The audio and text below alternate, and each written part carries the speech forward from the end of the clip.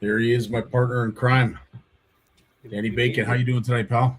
We made another week, buddy. Yeah, we did. I sometimes I wonder how, but needless to say, miracles do happen. Yeah, you're a lot more busier than I am, believe it or not. So Well, and it's interesting you say that because there is a lot of stuff going on behind the scenes, and for those who are watching that are we're a part of the Compre Conquer All Challenge. I know we've had a few people reach out and ask about the prizes. Mikey is getting home, I believe, tomorrow. He has the list. So for anybody listening that were a part of the Copper Conquer All Challenge and did win a prize, your prizes have been accounted for. I know Shimano, Bob has been waiting desperately to get the list. But as I said, family comes first. Mike went away on vacation. Unfortunately, we could not get it done before he left.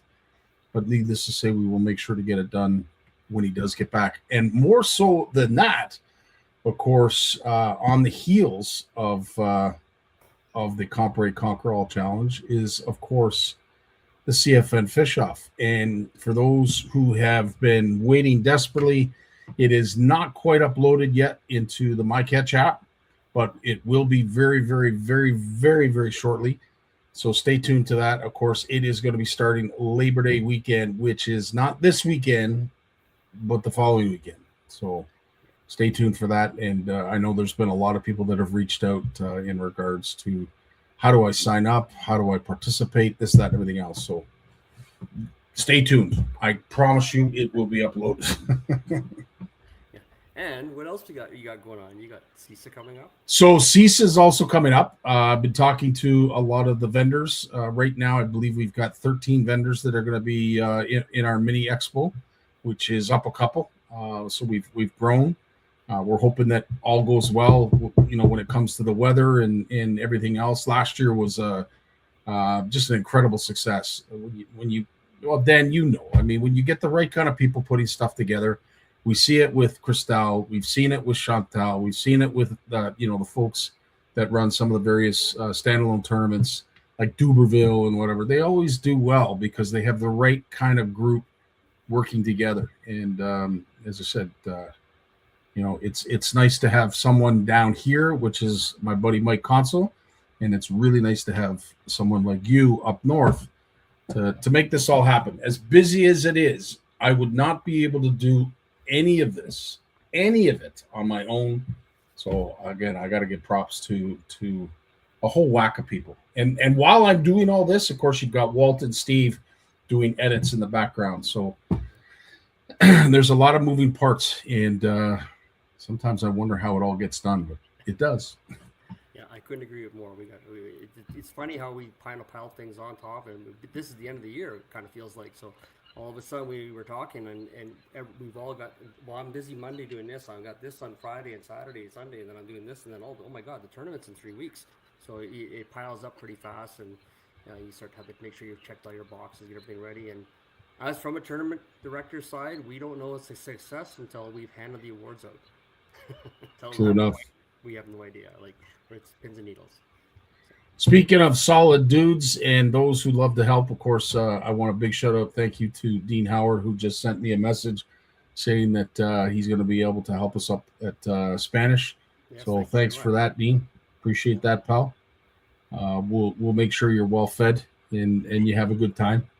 Yeah, But with that being said, Dan, of course, we are going to be talking all about the NCAA. It probably won't be the full hour, but needless to say, it needs to be mentioned. And I do believe that the cutoff for the second of three early bird prizes is Monday. I think it's September 1st. We decided to Tuesday. shut it down. Yeah, Tuesday's the first. I'm not sure if we're doing midnight on the 31st, whatever. What we're not pretty strict on that, but we're pretty easy with the first. Basically, if you haven't registered by the second, we're cutting you off, kind of thing at that point. Right on. Um, but yeah, you got what? What are we today? 25th. So you got 6 days left to register and get your chance and to win this great prize pack we got from Interline. We thank them very much. And Absolutely. that being said, too, like our pre-fishing tournament starts on September 11th. So that's getting closer, and that's a week ahead of our actual events. If you want to participate in that and get those great prizes, you got to get in those. Good point. Yeah, Good point. Absolutely. And of course, the third one will be given away at the tournament. So correct. everybody who comes and participates and enters the tournament as an angler, you have a chance to win that early bird prize, the third of the three. So we So look forward to giving that away. I'm glad you brought up the interline because as we were talking before we got on, I'm throwing out the numbers to you roughly that I'm doing the rough math of what our cash and prize payouts are going to be based on 25 boats. I forgot about the early birds. So that brings us up to close to 30 grand we're going to be paying out for 25 boats. So you're actually more being paid out than what we have participation wise. So, yeah. So we're And signing up people. you know what we will do is our discussion will be done with all of our sponsors in the background. I managed to put a little video together, so I will play this and keep looping it as we move forward with the discussion. But Dan, as you mentioned, pre-fishing starts September 11th. Yeah. What can folks expect, and how do folks get entered in that may not necessarily be participating in the NCAA tournament itself, but at least the pre-fishing allows them to have some kind of involvement. The pre-fishing event is only for paid participants of the NCAA. There you go. The line has been So drawn. Paid we drew that line participants. last year. Yeah, it's like $2 to get in for that, but we have approximately if I do the rough math, I think it works out to about $1,500 in cash and prize for first place, $1,300 for second place, and they were on $1,200 for third place. This is a solo event. It's being run through Fish Donkey app. We actually let Fish Donkey know who's eligible. So if you try to sign up and you're not part of the tournament, they will just kick you out. Perfect. So when you go to sign up, it's no problem. You can sign up as long as before the event. You can find out during the. I think the event runs for 7 days. So we run it right up until Thursday before the event, and the biggest fish wins it. And you win as a team, even though you can fish as an individual. So you can both be in different areas practicing. If we notice that partner A caught a 30-incher and partner B caught a 29, the 29's been removed. We keep a 30-incher as the overall. And it worked out very well last year. In fact, Alex got, I think, a 30 and a quarter last year. So we've been doing that all summer long with our NCAA weekend series and the Ontario Triple Crown. It's same format, same idea. So we kind of warming people up to using the app and getting better. Because we did have a couple. We had a participant last year that Tim and Kit, they would have won, but they didn't read the rules and they tried to enter the fish the wrong way, and it didn't enter. So we've learned a lesson this year. And I was talking to Brad, who is, of course, the owner of POW Castings and the sponsor of our POW'er Hour. And we were talking about the catch photo release. And as I explained to Brad, I'll explain to our viewers is, the reason we're doing that, of course, is to condition our anglers to be ready.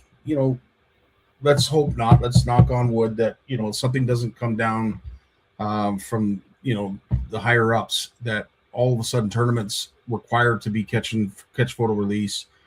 There's no more weigh in. Let's say the overs aren't allowed to be transported, so you have to release them immediately. At the end of the day, I'm not sure how much longer tournaments are going to be able to continue as they are, and I'm hoping that they do. But what Danny and I are doing is trying to think, a little bit into the future. That if for whatever reason something comes down where it's only strictly catch photo release, we are conditioning our anglers for that. And you've mentioned it before that there's been some discussion about protecting some of those overfish in the Spanish area, and understandably so. So with that being said, of course, let's get prepared. Let's be ahead of the curve.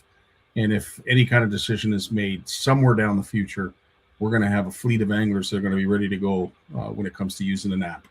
And we've already seen that up there. Zone 10, I think about 2 years ago, they removed, you're not allowed to keep any walleye over 18 inches. So if you're trying to hold a tournament, you can't do that. And just the logistics of it all, like the amount of work we go into regarding our bump tanks, our holding tanks, or like our release tank, we call it, and the care we have to, and the amount of people we need from the time you hand those fish over to us in the bump tank to the time we release them. There's 5 or 6 people that are involved with that, and we're trying to do everything as fast as we can, but as as thorough as possible to make sure that the weights are there. So when you can eliminate a lot of that by going into just catch record, the anglers doing it on the water, releasing the fish, makes it much easier for us. And there is some events are doing a hybrid, which is one of the things we discussed, and we'd like to go that route as well. With the larger fish, like Toro does that. All fish are taken to the picture of only over 20 inches and released. They're only doing the numbers. So there's a lot of options, a lot more. There's a lot more things we can do with that. We don't have to worry about slot sizes. We don't even have to worry about limits at this point. We can say the 5 biggest fish because it's a fish recording. You immediately release it, so you're not in possession of that fish. So it just gives us a lot of freedom and flexibility. 100%. And as I said, it's something that we're prepared for. Hope it doesn't happen. But for folks that are watching, if you're looking at it from an angler perspective, do you prefer the catch photo release or do you prefer the weigh-in? If you are a sponsor and watching this, do you prefer the weigh-in or do you prefer the catch photo release? Because Brad brought up a good point that, there might be sponsors out there that are a little hesitant, sponsoring or getting anywhere close to a tournament these days for, the unfortunate thing that could possibly happen. We get a freak weather event that brings all kinds of warm water to the surface, and it makes it difficult for us to revive fish or tournament directors to revive fish. Would they be more interested in getting involved with a tournament that is strictly catch photo and release? We see it with like KBC we had on here. Yeah. I know the kayak community, that is strictly how they do their tournaments. They get a lot of sponsors and they get a lot of participants. So does the question even need to be asked? Maybe this is the way of the future, and the AIM circuit does that. The AIM circuit in the United States have been operating like that for over 20 years, and it's okay. One of the largest walleye events in the world. And how their format is, they literally give you a bump board and a camera, and you submit it, and you have a scorecard sheet. You actually mark down in order the ones you want. I think you mark down the camera, little picture you took with it. And at the end of the day, you submit that. They've been doing it for a very, very long time, long before social media and all these apps have done it. They've been doing it just with people with laptops. Yeah, we can do it. We've talked to these people. So we can still have the tournament hour times, like KBC does, where you come in. We can easily hide all your weights, hide everything, so nobody knows when anybody's caught. And then we can pump up the leaderboards so that everybody's still involved with that, and where we eliminate the handling of fish in a sense. So I know sponsors are liking that idea. Sponsors, at the end of the day, they want to see people with fish. They want to make sure the fish are being handled properly and being released. So a picture on the water or a picture on land is no different. They getting a picture with you and a trophy is fine. I think that push. I don't think it's really a push. I think everybody wants to do it. The real holdup, I think, is anglers. It's anglers that want to hold those fish up, and that's really the slowdown. I think where it all comes down to, in my personal experience. 100%. And Jim, we have Dean. They were part of the CFN fish off, if you will, at Horwood. That just happened, and as we talked about, Danny, last Power Hour, it was incredible. We had the youngest was 10 years old, and the oldest was in their 70s. I won't say how old, but they're in their 70s. And watching the young and the old compete and treat it the same was really something cool. When you see 60 and 70-year-old gentlemen who can't wait to get out in the boat to upgrade their catches. That was probably the coolest part. It was great to see, how it all evolved, and everybody likes to see the ending. But I'm not one necessarily anymore to skip to the ending like I used to be. I like to see the journey, and watching, as I said, some very mature individuals go out every morning and dedicate their time like they did. Their focus was on the water. And as I said, Ken Davison, who eventually won, knew he had to catch a miracle to beat Dean, because Dean had a 13-inch lead going into the last hours of the tournament. And lo and behold, as I said, pulled out the 15.5-inch sucker to win.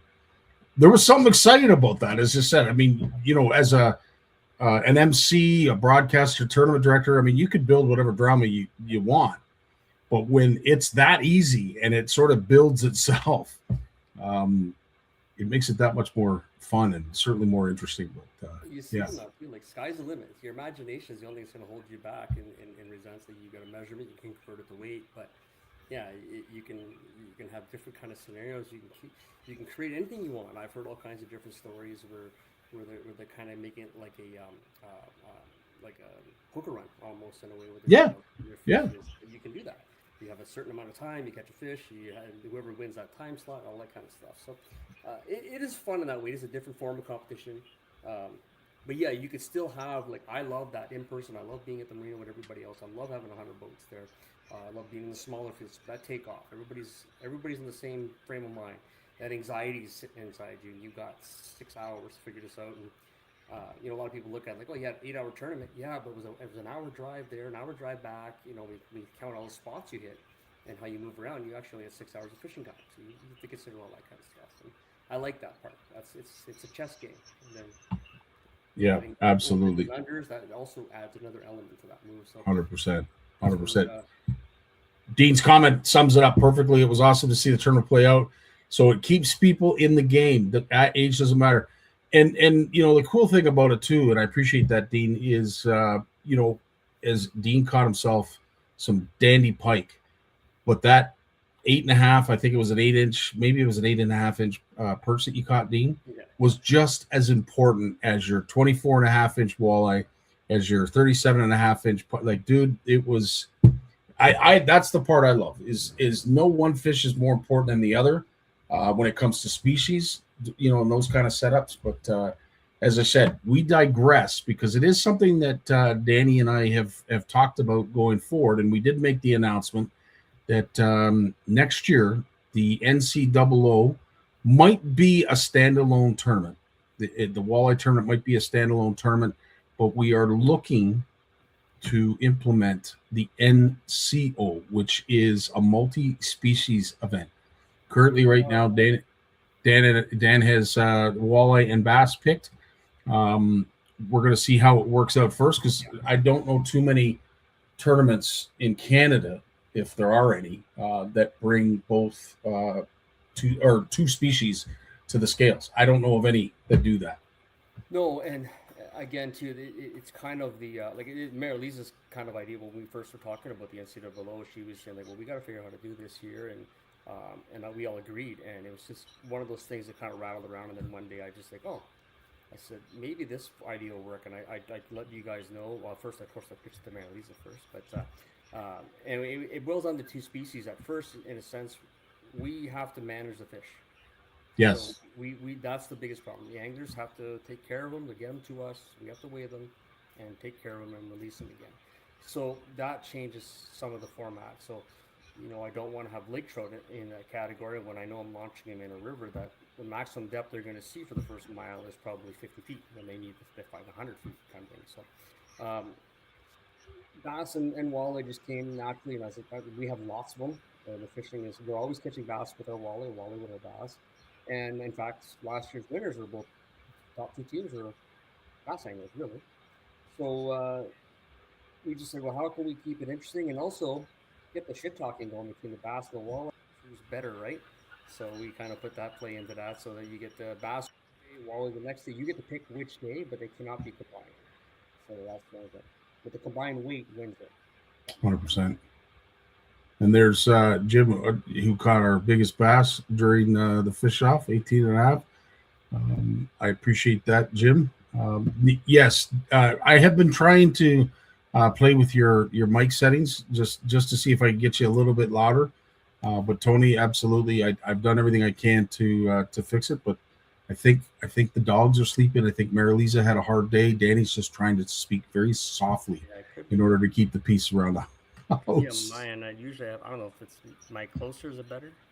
Maybe you know what? I don't know. Kayak World has a multi-species online. It's lots of fun. There you go. So it does exist. As I said, we're not the only ones that are running with the idea.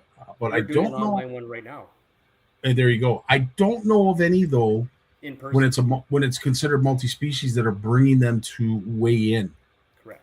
I think only standalone species are weigh in specific. So As a kid, we used to do that. I used to remember at Vance's camp growing up, because that was home for me when I was a little kid at the marina and the camp. And they used to have a weekend tournament, and they had a walleye, bass, and pike category. And I remember one year I won the bass, one year I won the walleye. But we had for children and for adults, and so that growing up we did see those.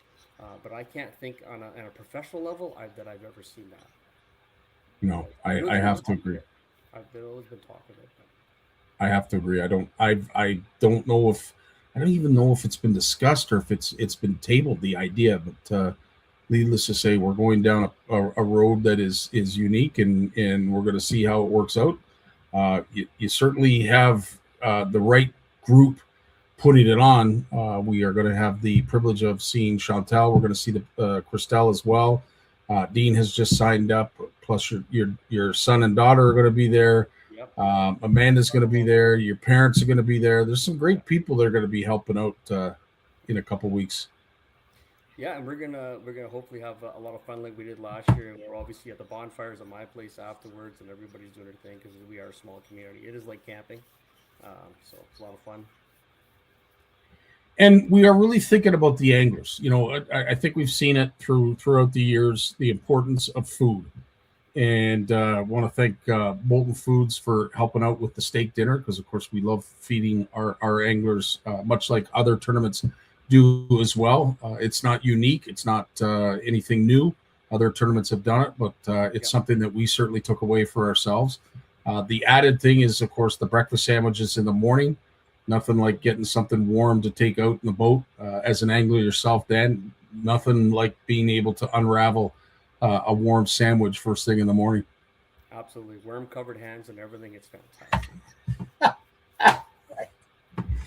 And then, of course, Thursday we had decided that perhaps a captain's meeting might not be the best idea because of the amount of travel that people have to endure during this tournament. We have people coming from Blind River. I don't know if they're coming any further from the west, but also perhaps they might be coming from Sudbury. I mean, there's a lot of folks that are going to be doing some traveling. So we decided not to do the captain's meeting typically as it would be traditionally. Yeah, We're probably going to have an online element to it. we will be there, so people in town can show up Thursday night and sign their waiver and pick up their package and their boat numbers or else. We will be available because I do know that there is a large majority that are staying at the cottages that are in the area, so you come get that and deal with it. Other than that, you can't launch your boat until you sign your release. So in the morning at 6 a.m., you come for your boat inspection. We'll give you your package. You can fix your numbers and sign your release form. We have our rules up. Our rules have been up for quite a long time on our Facebook page. We will be giving you a copy of the rule. There is some slight changes that we made in regards to the dead fish penalty. We've changed that from a pound to half a pound. We restricted that. We learned that. We made some other rule changes that we felt that were too too severe, so we backed them off a little bit in a sense. But for the most part, nothing's changed from last year. The boundaries, that kind of stuff. We're still going to probably do a flight time. We're looking like we might get close to the same numbers last year, so we'll be very happy to see that. But just the convenience of everybody coming in. It wasn't a rush. Time to deal with everything and deal with the fish. But the scales are pretty well open all day. Scottie's there entertaining everybody and making sure that, because I raced one in last year trying to make sure it didn't die. And Yeah. it's kind of a weird time of year, right? Because the fish some are shallow, some are deep. Sometimes we catch them shallow, and you can tell they came from the depth somewhere. So you have to play that gamble. Learn how to fizz. If you don't know, it might be a last resort. Wading fish, G-juice, all those techniques. And that's where we lean heavily. It's the angler. You got to take care of your catch. You caught it, you release it. And I try and take a lot of pride in that and doing that. I spend a lot of time worrying about my fish. Ask anybody who's fished a tournament with me. We're in that live up by 50 times. Never, always keeping an eye out. Always keeping an eye on it. And nothing worse than shrimp to scale with a dead fish. I have had that happen. It's not a nice feeling. No, 100%. So Thursday is the informal registration and captain's meeting.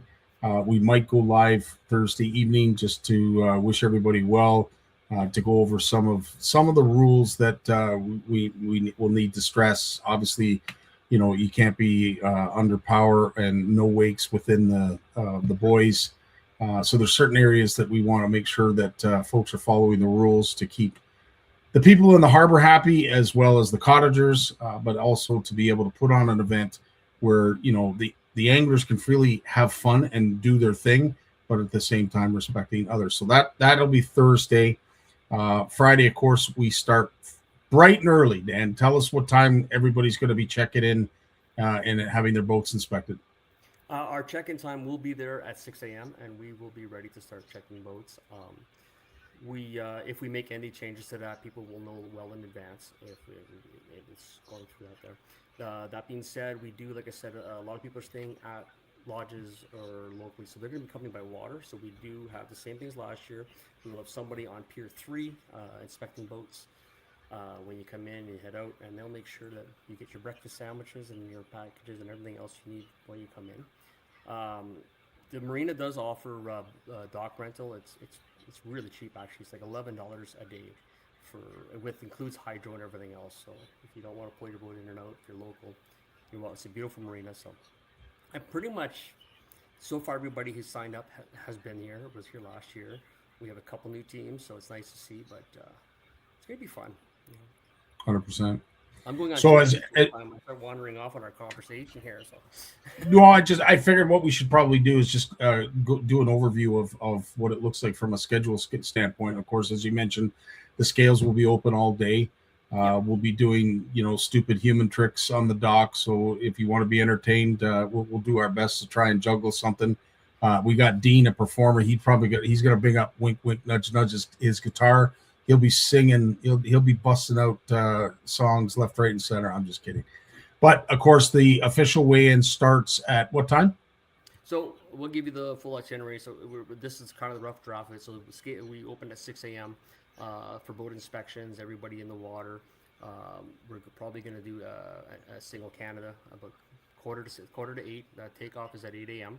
So at 8 a.m. when blast off starts, it's going to be 1 to whatever's dead last. Just trickle start. Follow the leader.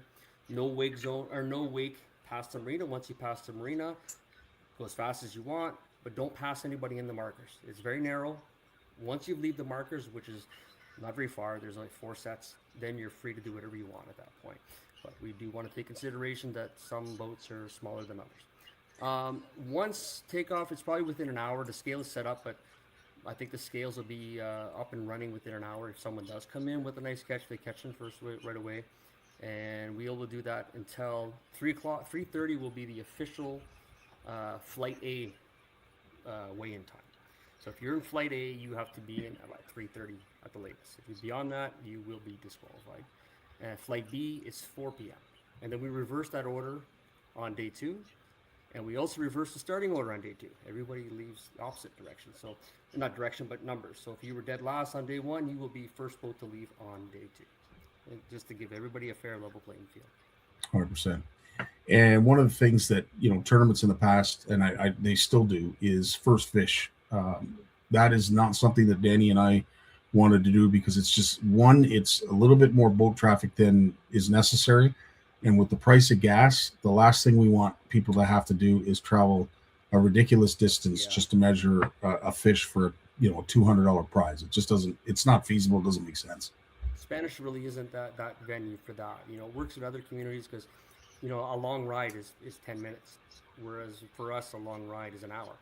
So most people that would travel wouldn't even want to do that. But yeah, you're right. Because what ends up happening is we don't know someone's already won it. So there could be 6-7 boats that came in and, I didn't win that. So yeah, it was kind of, we talked about it. We said we didn't want to do that. There's always changes coming. Like we didn't expect the fuel prices to be what they are. So we thought, when we were talking in January, we were pretty excited. Like, this is going to go good. Everybody's happy. And then all of a sudden, February came rolling around and that all changed pretty quickly. So, yeah. And hopefully everything sort of stays as it is right now till tournament day. Hopefully we don't see a spike in gas prices. Hopefully we don't see anything go through the roof when it comes to cost and pricing. But let's hope everything stays the way it is. All bets are off really with what's going on, and it's not really. I think everybody's probably heard enough of it. Yeah, current fuel prices right now here in Spanish at Certain River First Nation, where I get my gas. This is the regular price for everybody before discount is a buck 52, I think it was. Hmm. So that's currently what our gas prices are. Some gas stations are a bit more than less. We do have the old Esso has reopened. I see that they do have fuel, so they do have premium. Certain River Gas Bar is 2 minutes outside of Spanish. It has all three grades of fuel. It's a very beautiful facility. That's my go-to. And like I said, they're always the best price in the area. So One other question that came up: any is there been a drop in water at all, Danny? What's the water levels? Are they pretty normal? Pretty what they should be? yeah, they're like a low normal, but they're the same as we had last year. So we'll have the auxiliary dock in to make it much easier to get in and out of the boat for the anglers and everything else. But from a fishing standpoint, it'll be same as last year. Um, I've seen this area much lower than this. I've seen it much higher as well. But, no, I'm not in a worry about yet. That's good. Mary Lise is also pointing out. I can barely hear Danny. As I said, I wish there was something I could do on my end. I tried turning up your mic, but it just brings in so much background noise. Let me, just for the sake of listening to what it sounds like, let me adjust your mics, and I'll tell you what I'm listening to. So if I turn you up, Can you you hear got me? the echo. So then I put the echo cancellation on. Go ahead and speak, Dan. How about now? That's a little better. Yeah, that's a little better. I really Okay. can't volume other than muting. It shows me on this end. So Yeah, um, yeah, I do apologize. I don't know what's going on. I he's blame Scottie for everything. exactly. Yeah, Fish Whisperer he is absolutely. So it is a Friday Saturday event. Yes. As I said, folks, you're more than welcome to come down. We are going to have a small mini expo inside the pavilion. Yes. Pow Castings is going to be there. I'm hoping Adrian's Custom Baits is going to be there. We've got Fishy or Sure Catch, one of those two. Both. Sure Catch will. He's the local vendor. He will be there every morning with boat launch with minnows to purchase, ready to go. He's got a new store. He's right in town now, so he's not in Walford anymore. So he's actually more convenient. And Rob had mentioned that I'm trying to mentally say speak louder. He had made an interest in wanting to set up a little booth here. We graciously said yes, without a doubt he can do that. So hopefully he's here as well. And yeah, we got Awesome more people. stuff. I don't. If anybody has any questions, by all means, fire away. As I said, this was going to be a short power hour. It was just going to be an overview of the upcoming NCAA tournament.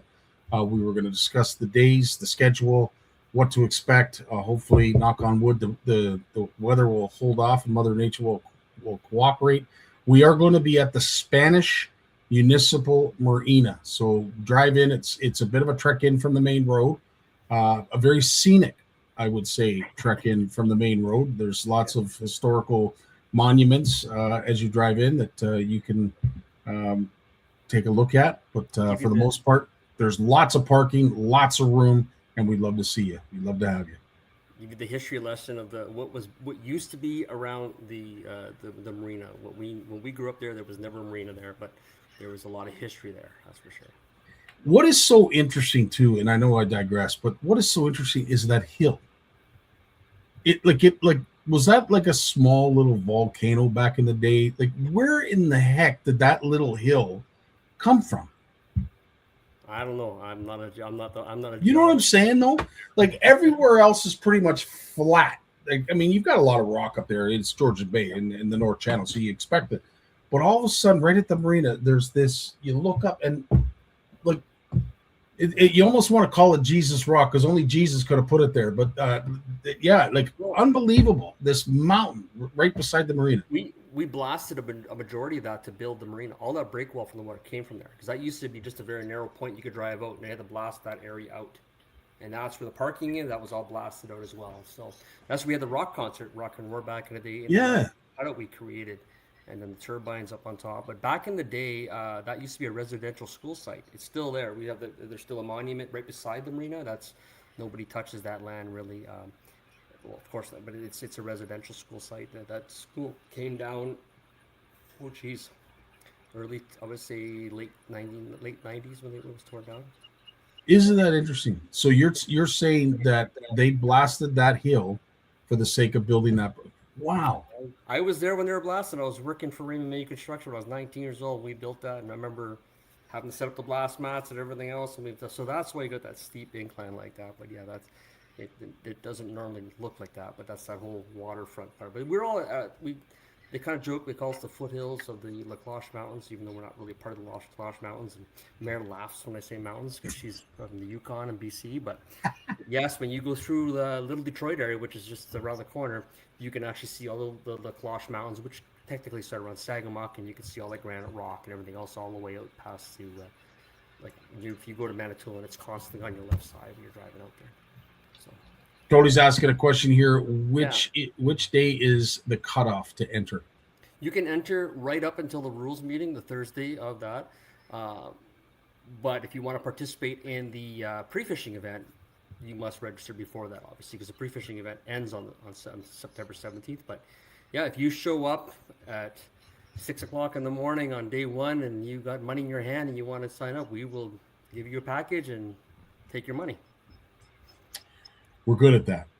Yeah. We're good at that. Speaking of the sponsors, I know we've showed them a few times here, and we can't show them enough. But a big shout out, thank you, and as I said, Danny, more so not just to them but to you as well. You have a great relationship with these people, and you've done a fantastic job gaining the respect, gaining the understanding that the product that we're going to be putting on is worthy of them to be participating in. And as I said, big shout out to all the sponsors. Thank you so much for your support with everything that's going on in the world. And I know things are tight, times are tough. To be able to help out a local event like this, I can't say enough about it. And Danny, great work, pal. Oh, thank you very much. And really, it was them. It was easy to kind of convince them, especially when I said, Scottie from CFN was part of it. So they were like, we're in. So it was a done deal. Right on. Well, with that being said, Dan, I don't have anything more. Folks, stay tuned because the CFN Fish Off will be starting shortly, and hopefully the link will be uploaded sooner than later. CISA will be happening, of course, Labor Day weekend, and not too long after that, it will be NCOO time. Yeah, and we're coming up fast. If you're thinking about fishing it, don't hesitate. And this is the thing, Dan. Literally, I know we talk about this, and I've mentioned it a million times. We were talking about ice fishing. It didn't seem that long ago. We were saying, Merry Christmas and Happy New Year, and now we're almost in September. Where does this freaking time go? The X is on. The X is almost over. The air show is going to be happening, in a couple of weeks. It just blows my mind how time flies. It's tournament fishing. I get excited for the next tournament, and I spent my whole summer all pumped about going to the NTC. Well, the NTC was the end of July, so it's geez. Once I got here, you realize you half your summer was gone. So no different with this one here. Unfortunately, this one here, it's obviously our favorite, but it's the end of the season. So 100%. Well, I'm good, Dan. I'm sure you are as well. I can't actually believe that we've talked for 40 minutes. Thanks to all who have joined us. If you have any questions, you want to get entered, you're looking for a little bit more information, don't hesitate to reach out to either Danny or I. The more the merrier. But we look forward to seeing you up there. We will have a scheduled POW'er Hour before the tournament because we have to do the last early bird giveaway. It won't be next Wednesday because unfortunately I'll be on the road at CISA. But we will do it the following Wednesday after that, which will probably be the Wednesday after Labor Day. I think it's the 10th.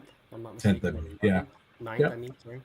So, yeah, absolutely. And thanks, everybody, for watching. Absolutely. All right. Have yourselves a great week, and we will chat to you later.